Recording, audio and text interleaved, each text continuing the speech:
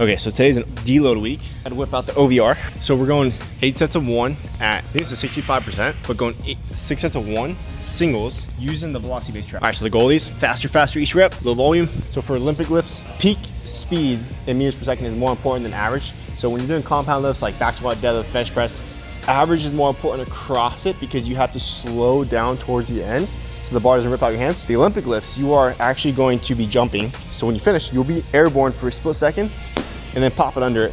That's why we care more about peak velocity here over the compound movements, just because we were actually leaving the ground. We're actually jumping with the bar and then coming under it. Versus the compounds, you have to actually, if you're squatting, you get to slow down here so it doesn't fly off your shoulders. Average for compounds, or for the main powerlifting movements, we're looking for peak velocity for the Olympic lifts.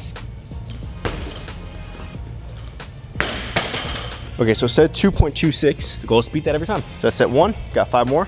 I'm gonna set a clock and we're gonna go EMOM style. So at the top of every minute, you're gonna hit 1 rep because it's very low volume, very low fatigue. So 57, 56 seconds, however long it takes, plenty of time to recover between. Nice, went from 226 to 235, that's better. All right, so the OVR works as a magnet. So there's 4 magnets on the bottom. I thought the rubbers would be good because there's metal inside, but I'd rather not chance it because I think it's bouncing it. So we're going 2.5 on this plate with the metal. You hear out, listen to this. Way snappier versus just me putting it down, grabs. So magnets, oh wow, it picks it up. Round 3, gotta break 235. 2-4, nice. So I went 226, 235, 2-4, awesome. I have this deep fear of when I drop it, I'm gonna drop it on the over. I mean, technically I shouldn't be moving if I jump, land in the same spot. Still scary. Just in case any of my 100 people who are gonna see this actually care, this is 185 on the bar. So I just want my body weight today.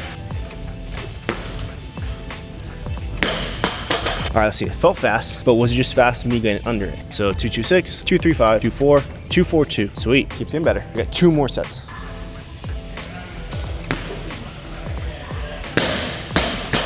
All right, let's see, felt good. So I went 242, 24, nice, like the same. 1 more set. Okay, so the reason for deload weeks. So when we train, let's say this is baseline right here. Let's see how good my editing skills is if I can put a picture or drawing, find that later. But let's say this is your baseline.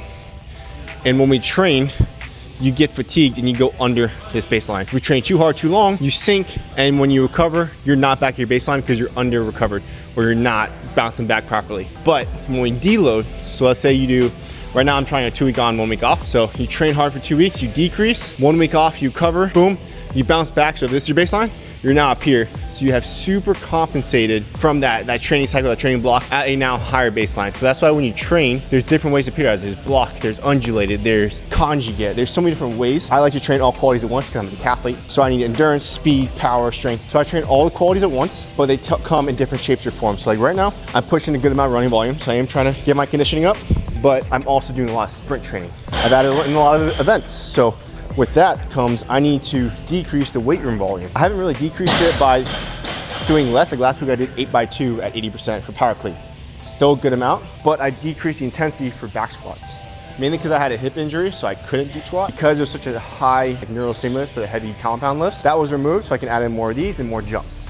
So that's kind of where it comes to periodization. You have to know when to use what. There's no such thing as a bad exercise, just there is such thing as using an exercise at the wrong time. Let's go last set here. 248, sweet. I felt that in my hamstring a little bit. My left hamstring kind of tight to long jumping. Probably shouldn't have done these. Too late, 6x1. Now I got some clean pulls, but I might switch to hang pulls. And yeah, that's part 1. So next we're going 5x2 for hang clean pull. I was gonna do clean pull from the ground. So now even lighter weight between 50 and 55%, but I'm gonna go hang just because my hamstrings kind of bother me. So when you go from the ground, your knees should shoot back. So it's working more posterior chain. And then you have this double knee bend to where you now, boom, transition to a jumping position. That's where the power comes out of. So using the hang, you're using a little bit more glutes, but you're only going down and up. It's more similar to vertical jump, but when we do this, we get kind of double the effect. So you have the RFD, the rate of force development, and then boom, you can still utilize that stretch shortening cycle to get a jump out of it. So that's why both are good, but they put different stresses on different systems, different areas of the body. Now obviously some are easier than others, but I like both. But I just like lifting.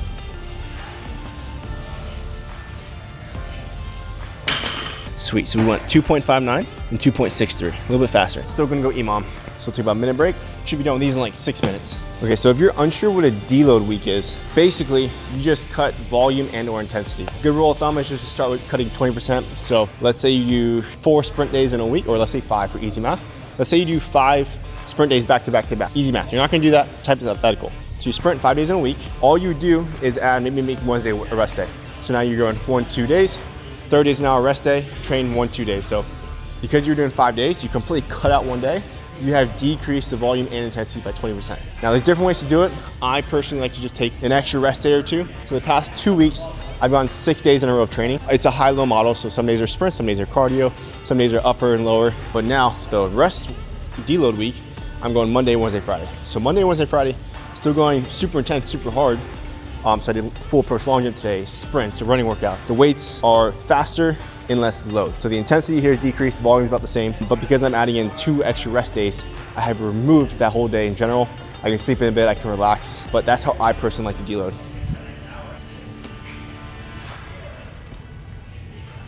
Nice, even better. So I went, first set was 259 and 263. I went 279 and 262. I kind of felt like it ripped out my hands that second set. Sweet, set 2. A couple signs that show you need to deload is you could have mental fatigue, you could be anxious, you could be irritable.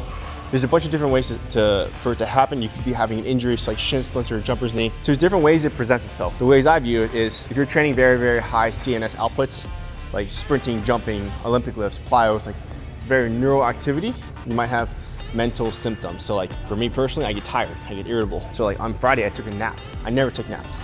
So that was a sign showing that, okay, it's time to relax, time to deload. And it was at the end of 2 weeks, it was perfect timing. But if you're doing a high neural activity, normally it shows up as signs as a mental area. So, CNS is all neural, so it shows up as neural. Now, if we're talking like you're an endurance athlete or someone who's doing a lot of training, it can also show up as peripheral. So as muscles, as joints, pain like that. So if you're a cross-country runner, it might be time for deload when you have crazy shin splints, because that could be an inflammatory response. Your body just can't heal itself, you can't recover. You need to take a few days off, recover, come back feeling better than ever. Especially our tendons. Our tendons take 48 to 72 hours to recover, even longer actually, to actually recover, when muscles can take up to 24 hours. So there's different ways we need to look at it. Are you a speed and power athlete or are you an endurance athlete? Are you both? That's where having knowledge in these areas can actually help you as an athlete, you as a coach, to actually plan a deload week and properly periodize your training. All right, I hook gripped a little bit tighter. Let's see. 271, nice. 255. All right, so I've done 3 sets. This is set 4. That felt pretty good. 2.7, 2.62. All right, just to clarify, I'm doing clean high pulls, not clean pulls. Clean pulls are when you shrug. Clean high pulls are when you shrug and high pull. Panda pulls, when you do this, you kind of bounce down with it. Those are the 3 most common types of pulls, I'd say. But with the 3 I just listed are the ones I personally do most often. I like the best. Oh, that felt weird. I don't know about that one. 259, 267. All right, second one's a little better. Cool, let's strip it down. Box squats. What's your reasoning for cleans at 185, clean pulls at 155, and then box squat at 185 again? Just keep it like so light that it's not gonna tax your body, even at really high intensity. It's like my goal is like, even if you're standing it up crazy bad, like you're not gonna like burn anything out that way, in the deload. Like we're still gonna keep speed, like should be able to move really fast. Yeah, all these are moving really good. Yeah, but it shouldn't really cause that much. But is this just kind of like similar to the clean? Yeah, just like a slightly different, like a little more glute, yeah. Exactly. Yeah, I figured it was just to keep it in there, like that movement pattern.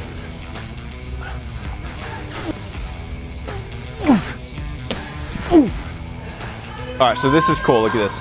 This is the same exact weight I did for cleans, but the cleans I was all like 2.5, average here is way slower too. So same movement, so this is where training is very cool. Same weight, 185, 185. This moved 2.5 meters per second. This has moved 2. That's a big difference for the same weight, and this should be easier because it's the back squat too. That just shows in this movement, no matter how hard you try, you still have to slow it down so it doesn't rip off your shoulders. That's why I love the Olympic lifts, because you don't have to hold back. You have to fully jump to get the bar up. This, you have to slow down. So there's beauty in both the exercises, but they're different. This shows it right here. Same weight, this is a lot slower. because it's a different curve, different speed, different movement pattern. I just found that interesting. You might think it's boring, but if you're watching this, you probably don't. So we're going 4 sets of 3 here. 2, 193, 186. Not a big drop, but a little bit. So I don't know if you can tell, when I'm squatting right now, sit down, everything stays tight. This lifts for a moment because it removes everything. You're stomping the ground, kind of like coming out of starting blocks or a vertical jump. Pure concentric rate of force development.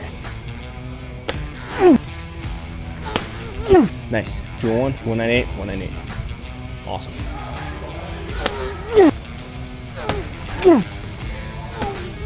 Ooh, last rep was good. 198, 195, 202. Cool. That's it. So I'm not gonna talk. I'll show you a little accessory montage now.